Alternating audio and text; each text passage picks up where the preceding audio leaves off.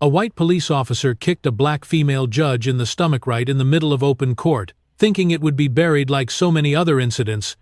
But what he didn't know was that the woman he just attacked had been quietly investigating his crimes and the corrupt police network behind him.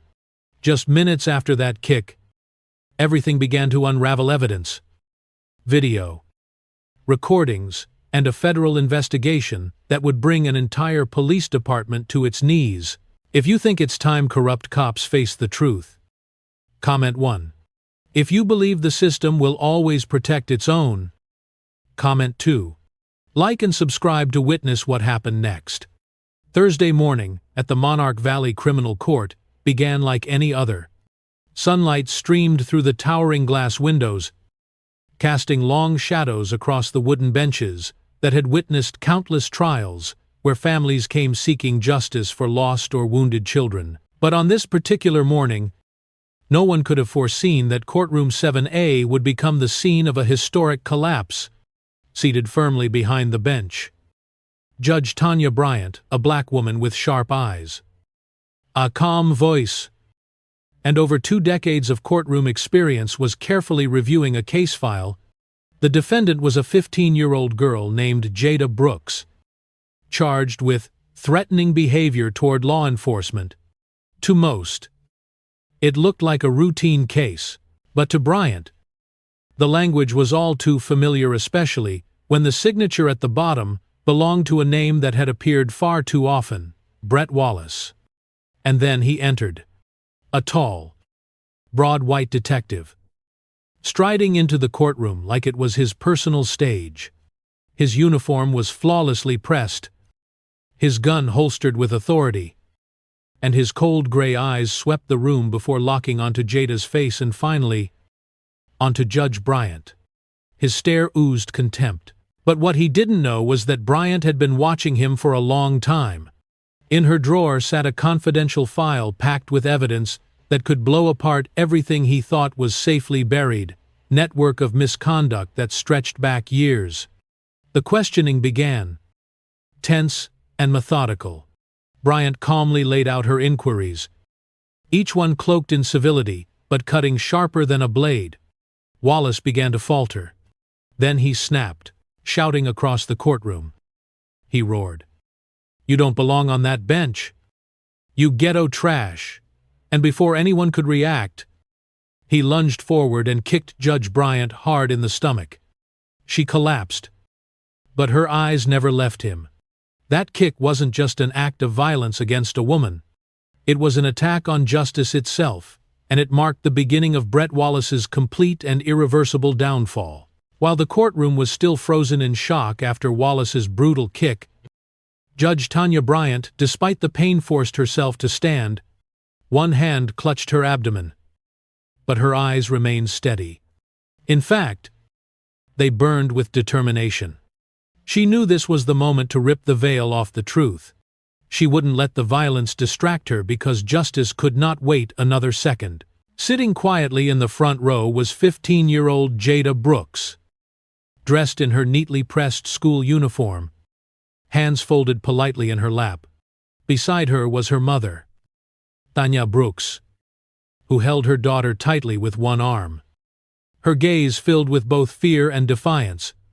In her other hand was a thick folder of report cards, recommendation letters, community service certificates. Every document proved the same thing. Jada was an exemplary young woman, intelligent, respectful, active in her community, and with no prior offenses. So why had she been arrested? Bryant had read the report carefully. The listed reasons would make any decent person shudder. Subject maintained prolonged eye contact. Failed to lower gaze when ordered to disperse. Body language displayed non-compliance. That's it. A direct look. A neutral posture. To Brett Wallace. That was enough to arrest a black child. But Tanya Bryant wasn't naive. For over a year, she had been quietly tracking Wallace's case history, and she noticed a disturbing pattern: black teenagers being charged with vague, subjective accusation like hostile stare, clenched fists, or disrespectful tone. In one case, a teen was handcuffed and booked simply for unfriendly eye contact. Oh, Bryant had seen enough. And now, Jada Brooks was no longer just a wrongly accused girl. She had become a symbol of the dozens, maybe hundreds, of black youths who had been crushed by a system that treated their very presence as a threat. Judge Bryant knew it was time to stop it. Right here. Right now. In front of everyone. The night before the fateful hearing. Judge Tanya Bryant's office was bathed in the dim glow of her desk lamp. Papers and case files sprawled across every inch of her workspace. She pored over them one by one, with painstaking focus and a mounting sense of dread. Among the 17 most recent arrests made by Brett Wallace, 16 of the individuals were black teenagers. None of them had weapons. None had criminal records. None had committed any real crimes.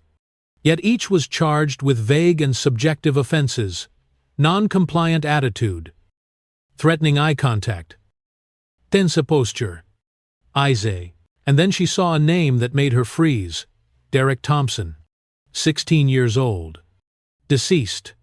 The report said he was shot during a routine traffic stop. Wallace claimed Derek reached for a weapon, forcing him to fire in self-defense. The case had been quickly closed. No further inquiry.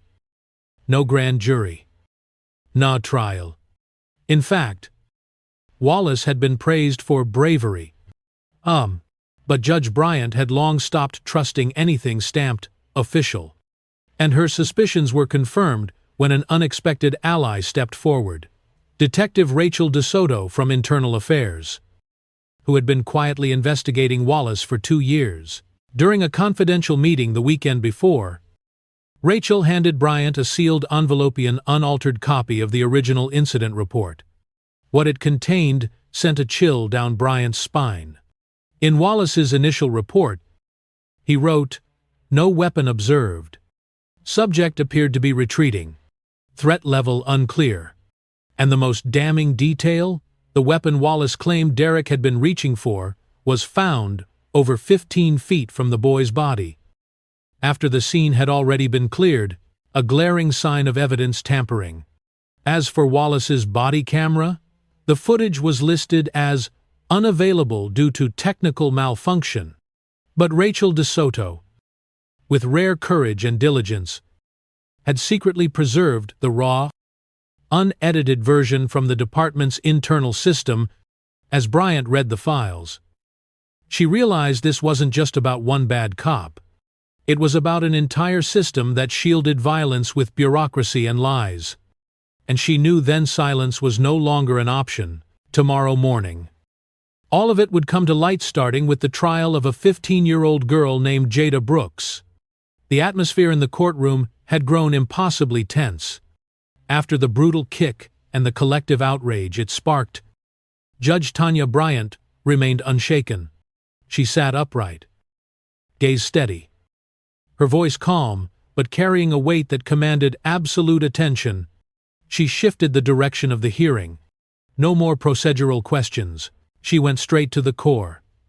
Detective Wallace, over the course of your 15-year career, how many juveniles would you say you've arrested? Wallace shrugged, replying with casual indifference. Probably around 60 or 70. Arlen, Bryant continued without pause. And what percentage of those would you estimate were people of color? This time, he hesitated. His eyes flicked toward the prosecution table, as if silently begging for help. I don't pay attention to race, he said, his voice noticeably less confident. But Judge Bryant was ready. She opened a folder and read aloud. According to official census data, your patrol area is approximately 38% black. Yet, in your last 70 juvenile arrests, 84% of those arrested were black. Do you believe that's just coincidence? Wallace couldn't deflect any longer. His jaw tightened. Silence was his only answer. Bryant pressed further. So, if a black teenage girl questions why she's being detained, Would you consider that defiance? This time, his response came sharp and arrogant. Good kids know to keep quiet and do what they're told. A wave of unease rippled through the courtroom. Murmurs, gasps, and shifting glances filled the space. In a single sentence, Wallace had unmasked himself. He was no longer the face of law enforcement. He was now the living embodiment of a system built to suppress voices that dared to speak. Bryant didn't need to say more. His words had said everything. The courtroom was no longer judging a simple misconduct case, it was witnessing the unraveling of an entire mindset, a system that demanded silence from the marginalized and labeled any resistance as criminal. And today, for the first time in years, that system was being forced to answer to something it had long feared: the truth. Just as Wallace began to falter under the weight of the undeniable statistics, Judge Bryant locked eyes with him and gave a silent signal to her court clerk, Maria Rodriguez. The atmosphere in the courtroom shifted. Everyone seemed to hold their breath. A large screen came to life. And then, the body camera footage from Wallace's patrol the night Derek Thompson died began to play. The footage, shaky and raw, showed Derek Thompson, just 16, wearing a grocery store uniform, backing away toward a chain-link fence with both hands raised high. His face was filled with fear, his eyes wide with panic. His voice, captured clearly by the body cam's microphone, trembled. "Please don't shoot. I just want to go home to my little sister." The courtroom fell completely silent. According to Wallace's official report, Derek had reached for a weapon, leaving the officer with no choice but to fire in self-defense. But the video told a starkly different story. Derek didn't move. His hands remained raised, his body motionless. Then suddenly 3 loud gunshots rang out. The boy's body crumpled against the fence like a leaf falling in the wind. And then came the voice, Wallace's own voice, low but unmistakably clear. "Stupid kid. Should have known what happens when you run in this neighborhood." A wave of horror rippled through the courtroom. Some spectators broke into tears. Others clenched the arms of their chairs or looked away in anguish. Every eye turned toward Wallace, not as an officer, but now as a killer who had just been exposed by his own actions. This was the footage they had tried to hide, the video that was supposedly corrupted or missing, but now it stood as irrefutable evidence. Wallace had executed an unarmed, non-violent child. Derek carried no weapon. He posed no threat. He had pleaded for mercy. And the man who killed him had just confessed through the cold clarity of a camera lens, through his own chilling voice, and through the unmistakable absence of remorse. There was no ambiguity left. This wasn't law enforcement. It was an execution rooted in racial prejudice. And now, the truth was playing out in full view of a courtroom that would never forget it. Judge Bryant wasn't done. As the courtroom struggled to process the horrifying footage they had just witnessed, she gave a subtle nod to Maria Rodriguez to play the next piece of evidence, an audio recording. There were no visuals this time, just voices. But what the court was about to hear would send a chill through every soul present. The recording began with the background noise of a bustling bar, clinking glasses, muted conversations. Then came the voices of 2 men, Detective Brett Wallace and Lieutenant Marcus Hayes.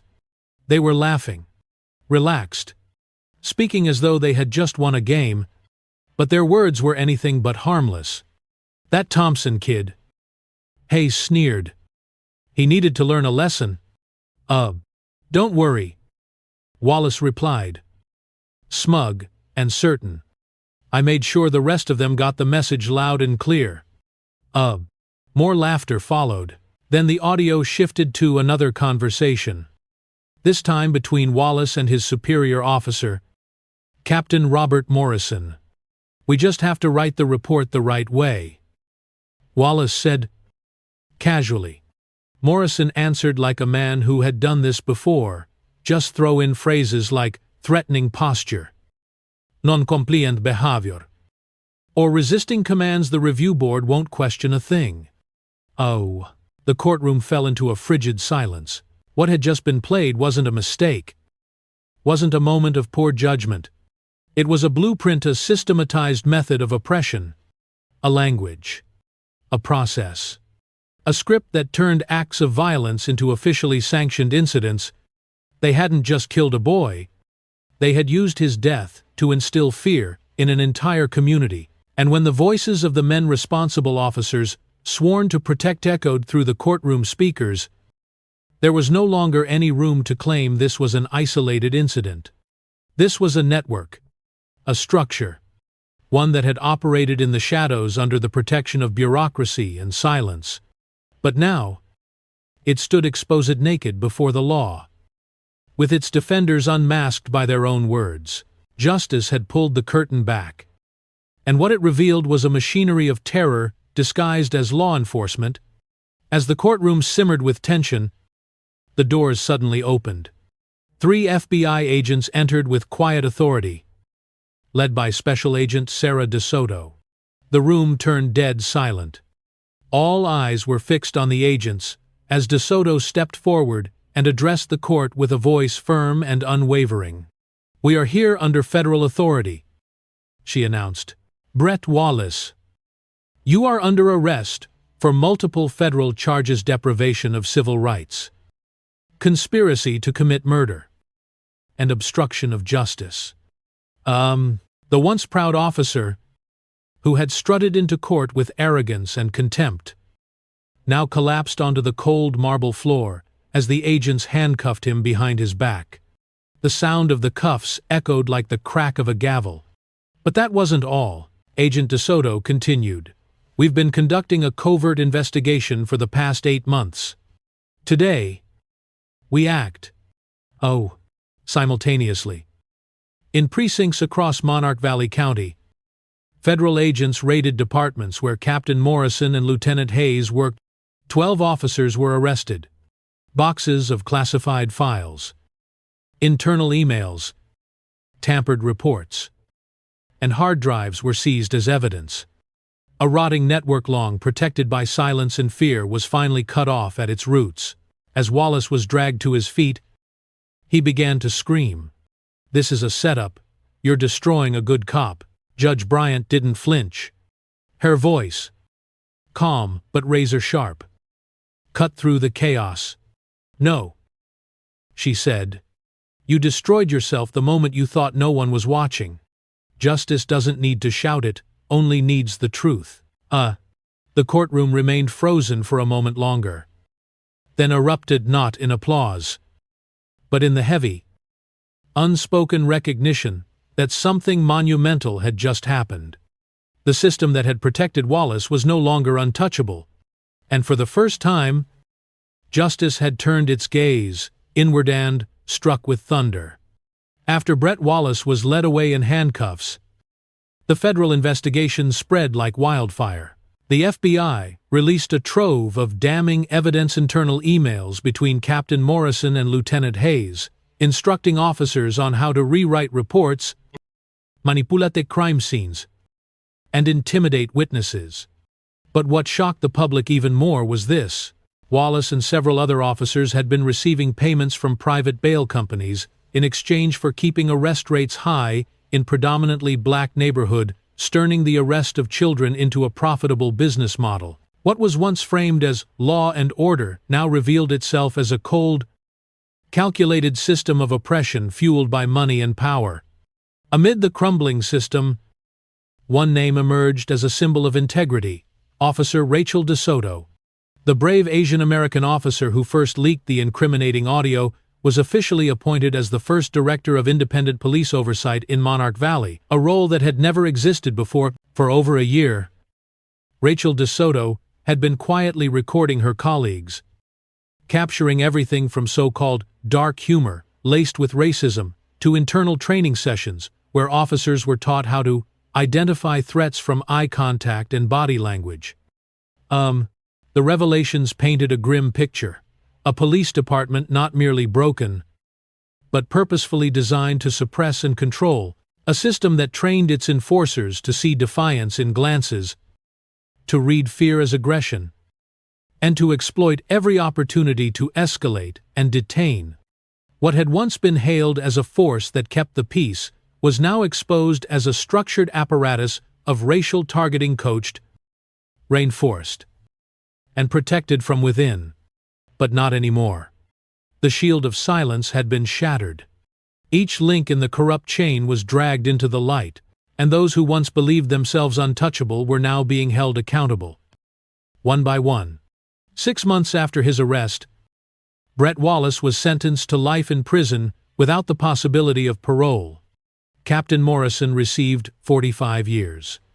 Lieutenant Hayes was given 30. The courtroom, once a stage for lies and manipulation, became the place where their reign of terror finally ended. But the verdicts weren't just numbers, they were symbols. 47 families whose loved ones had been wrongly targeted or harmed finally received financial restitution. More importantly, they were given something far rarer, an official acknowledgement from the federal government that they had been treated unjustly. Among them stood Jada Brooks, once arrested for nothing more than holding eye contact. She was now standing on a national stage, speaking at a youth conference about the right to live without fear. Her voice, once silenced by trauma, now carried power. "I used to be afraid of the police," she said, her voice steady.